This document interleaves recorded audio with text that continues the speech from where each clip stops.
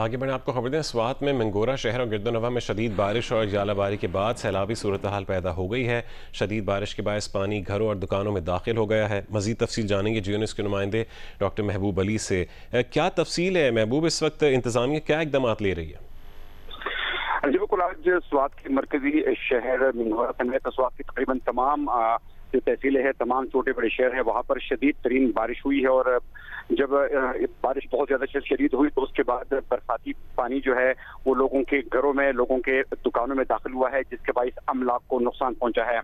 اس طریقے سے سوات کے بالا علاقوں، خاص طور پر تحصیل مٹا میں اور تحصیل خواجہ میں جو کڑی فصلیں ہیں ان کو نقصان پہنچا ہے، کیونکہ شدید ترین ژالہ باری وہاں پر ہوئی ہے۔ اور اس ژالہ باری کے بعد جو ہے خاص طور پر آلو کی فصل کو بڑے پیمانے پر نقصان پہنچا ہے۔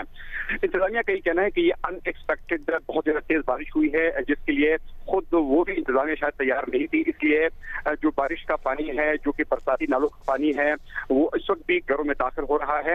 انتظامیہ کوشش ضرور کر رہی ہے، تاہم انتظامیہ نے لوگوں کو بھی یہ الرٹ جاری کر دیا ہے کہ بارش کا یہ سلسلہ آئندہ 24 گھنٹے تک جاری رہے گا۔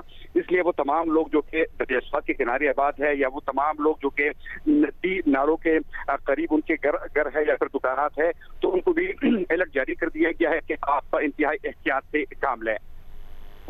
بہت شکریہ محبوب علی تفصیلات سے آگاہ کرنے کے لیے۔